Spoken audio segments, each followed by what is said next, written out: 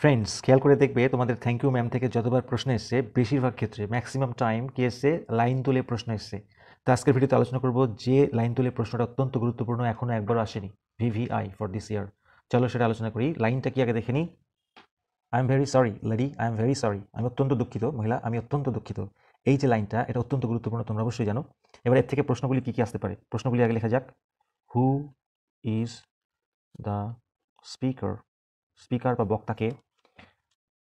তারপরে প্রশ্ন, ওয়াজ the speaker really sorry? বক্তা কি সত্যি সত্যি দুঃখ পেয়েছিল নাকি অন্য কোনো কারণে বলেছিল আই এম সরি? আচ্ছা, আরেকটি প্রশ্ন, when was the speaker a changed person? কখন এই বক্তা একজন পরিবর্তনশীল মানুষে পরিণত হলো, বা how was the speaker a changed person? তো এই তিনটে প্রশ্ন থাকছে এই লাইনটার সাথে সাথে। এবারে আমরা টু দি পয়েন্ট অ্যান্সার লিখবো, দেখে নেওয়া যাক। প্রথম প্রশ্ন, who is the speaker? Here the speaker is Roger. রজারটাকে আ টিন এজ বয়। কোথায়? In Langston Hughes story. Thank you ma'am. ম্যামটা ভালো করে লিখবে, ভুলে যাওয়ার সম্ভাবনা আছে। তাহলে এই হচ্ছে answer. Here the speaker is Roger, a teenage boy in Langston Hughes story. Thank you ma'am. Thank you ma'am গল্পে একটা টিনেজ বয়, রজার হচ্ছে এখানে বক্তা। পরের প্রশ্ন, next question, was the speaker really sorry? বক্তা কি সত্যি সত্যি দুঃখ বোধ করেছিল? এটা আমাদের একটু ডিটেলে লিখতে হবে ব্যাকগ্রাউন্ড সহকারে। তাহলে দেখে নাও, রজার ওয়াজ কট। রজার ধরা পড়েছিল রেড হ্যান্ডেড, হাতে নাতে। কখন? when he tried to snatch Mrs. Jones' purse. Roger ধরা পড়েছিল হাতে নাতে যখন সে চেষ্টা করেছিল মিসেস জোনসের পার্সটিকে কেড়ে নেওয়ার, তাই না? আচ্ছা, এবারে শি অর্থাৎ Mrs Jones held his grip so tightly, তার হাতটিকে এত ভীষণ শক্ত করে ধরেছিল যে he could not release him, সে নিজেকে ছাড়াতে পারেনি। তাই জন্য দ্য বয় ওয়াজ অ্যাফ্রেড, ছেলেটি ভয় পেয়েছিল যে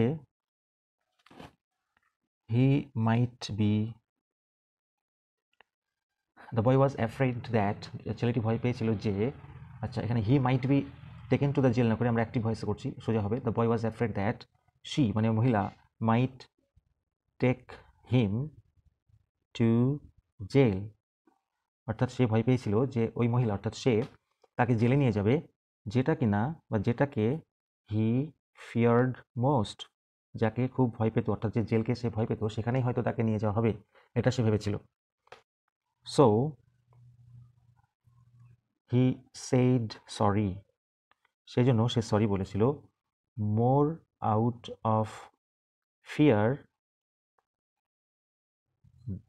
দেন ফ্রম রিয়েল রিগ্রেট, অর্থাৎ সে সরি বলেছিল বেশি করে ভয়ের কারণে, ভয়টা কি জেলে নিয়ে যাবে, দেন ফ্রম রিয়েল রিগ্রেট অর্থাৎ সত্যিকারের অনুতাপ করার থেকে সে জেলের ভয় পাওয়ার কারণে সরি বলেছিল। তাহলে সে সত্যি সত্যি আসলে সরি প্রকাশ করেনি। এরপরে যে প্রশ্নটা আছে, when was the speaker a changed person বা how was the speaker a changed person, para change করে আমরা লিখবো কখন বা কিভাবে রজার পাল্টে গেল, চেঞ্জড পারসন হয়ে গেল।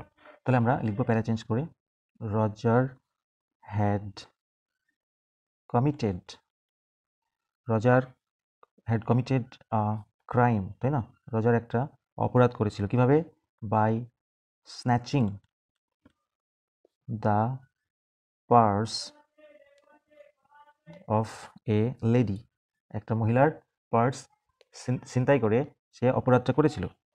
স্টিল, তবুও, আচ্ছা এখানে আমরা দা করব, নির্দিষ্ট করে বলছে মহিলাকে। আচ্ছা, স্টিল তবুও, she was kind to him, তবুও সে তার প্রতি সদয় ছিল। কিভাবে সদয় ছিল? শি গেভ হিম, সে তাকে দিয়েছিল ফুড অ্যান্ড মানি, খাবার এবং টাকা দিয়েছিল, তাই না? শি অলসো, সে আর কি দিয়েছিল? She also gave him valuable, মূল্যবান অ্যাডভাইস দিয়েছিল to live a straight and honest life, একটা সোজাসাপটা সরল অনেস্ট জীবনযাপন করার মূল্যবান পরামর্শ সে দিয়েছিল। আর কি করেছিল? মোস্ট ইম্পর্ট্যান্টলি, সবচেয়ে গুরুত্বপূর্ণ ব্যাপার হচ্ছে শি ট্রাস্টেড হিম, সে তাকে বিশ্বাস করেছিল। এবার আমরা শেষ লাইন লিখব। অল দিস বেনিভোলেন্স অর্থাৎ কাইন্ডনেস, এই সমস্ত বদান্যতা বা সহৃদয়তা বা দয়া, কার? অফ দ্য লেডি, এই মহিলার এই দয়া, দাস মানে এইভাবে, কমপ্লিটলি সম্পূর্ণরূপে, কমপ্লিটলি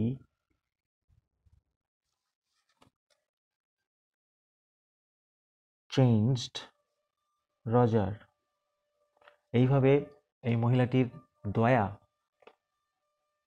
কমপ্লিটলি রজারকে চেঞ্জ করে দিয়েছিল। তাহলে এই হচ্ছে তোমাদের টু দি পয়েন্ট অ্যান্সার।